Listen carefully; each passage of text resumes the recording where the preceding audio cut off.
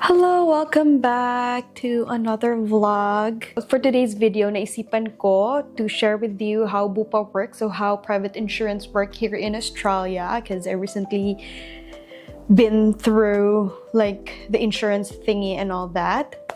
So yes, but I'm actually fresh from hospital. But yeah, nothing serious, nothing to worry about. But yes, so for those people who are, new to this channel, my name is Ruby. I'm here in Australia. But yeah, whenever you move to Australia, let's say from student or even graduate visa or whatever visa you have, aside of course if you're permanent resident or citizen na, so I think you are not obliged to have like private insurance if you are a citizen or PR, so a permanent resident. But I still know a lot of people, even though they are already citizen and they already have like health insurance, is that Medicare, they still have their private insurance. So I believe if you are PR or let's say citizen, that would be optional if you want to have like private insurance as well.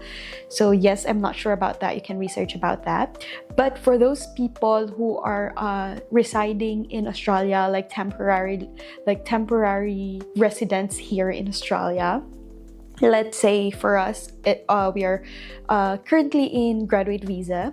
So yes, so we are required to have like a private insurance, and there are a lot of private insurance you can choose from. And then yeah, it's up to you which insurance works best for you, or which one can cater your needs and all that. So we are under Bupa. This is not sponsored by Bupa. I just want to share how claim works, because I believe that it is the same in every insurance when you claim, because we have like different insurance back when we are like still in student visa, which is this one, AHM. So they have like different policies, but technically if you spend something about your health, you can just claim it.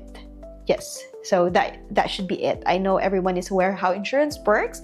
Research about that. So here, even though you have private insurance, it's important as well to have like savings in case of emergency, or in case you need to go to GP, is in case you magkasakit ka. There are a lot of GP or the doctor here in Australia.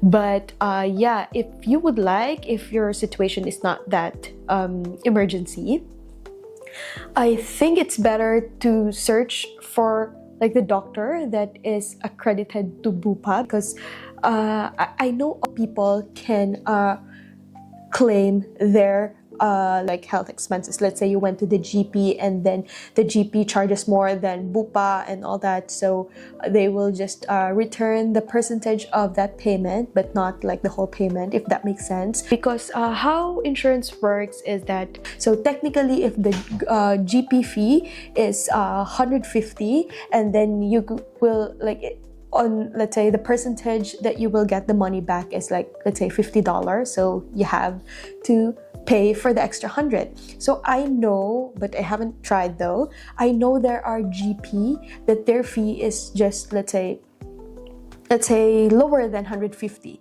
Let's say their fee is 100, or their fee is like, exactly what the Bupa rate is. So you just need to look for that GP so that you won't spend more than your insurance cover. Hopefully that makes sense. This is just example. So GP fee is different by, like, it really depends. If you will be referred to a specialist, they have like more doctor's fee, but yeah, understandable. So that's how insurance work. It's same as through with the blood test, the pathology. So before, because I've been through a lot of blood tests, so the first blood test that I have is they just cover a little bit of that one. I can't exactly remember how much is it, but they did not cover much, but I have like second blood test that they just asked for my card, what is that, Bupa number, and then I did not pay anything. So some of them will cover fully, some of them will not. So it's very important to look for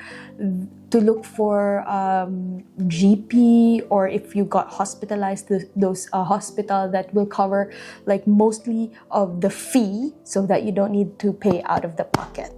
So yes, so yeah, it's very, very easy to claim, and you can just wait for, I don't know, less than 1 week or 1 week, and then they will just rebate the pay. So I will have actually one invoice that I need to claim, and I'm happy to share it with you. So it's very, very easy. You just need to register through the Bupa app. So it's all in the Bupa app. You can just make or register to the Bupa app, and everything is there. Even your Bupa cover or the coverage of your insurance will be there. So if you want to know if this one is covered, let's say hospitalization is covered or childbirth is covered, you can all see that in the Bupa app. So there's like once you registered, once all your details match with your Bupa thingy, so it will like pop up. All your information will be there. The visa cover, the insurance cover, the membership number is there. Everything is there. You can claim as well there.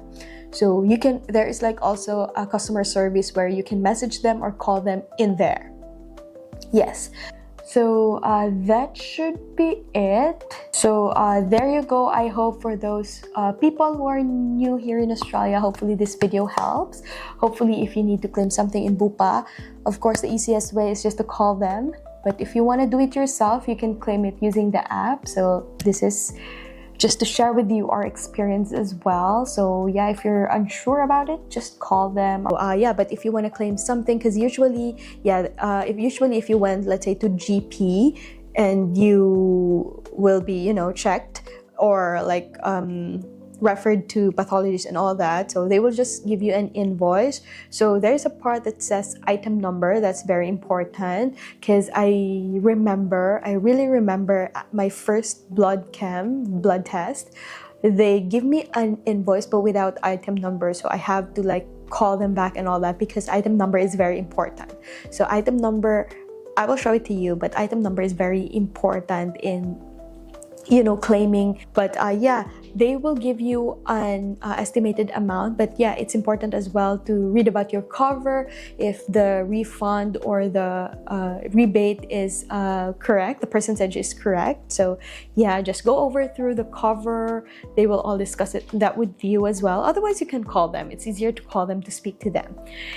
Yeah, so that should be it. So there you go. I'll just cook my breakfast. So nag-focus na tayo sa video. We haven't cooked our breakfast, but yeah, I'll just cook this one. This is so good, spicy and creamy. This is the Shin Ramyun, and this is the tumba, spicy and creamy tumba. This one. So yeah, if you really want like creamy but a little bit spicy, perfect for you. But this is not a noodles though. It's from Shin Ramyun, but it's alam mo yun, yung parang it's not a soup na noodles. Alam mo yun, like dry siya, parang pansit canton ganon. Pansit canton, parang samyang ganon. Pero hindi siya too spicy, and it's just creamy. So I like it. So I think I will have this and my leftover rice before I go back to my beauty rest for this day off. So there you go. Hope this video helps. If you have any other question, please feel free to comment down below. And yeah, if you want to know anything more here in Australia, I'm happy to share that with you. But yes, thank you so much for watching. Yan lang. Bye!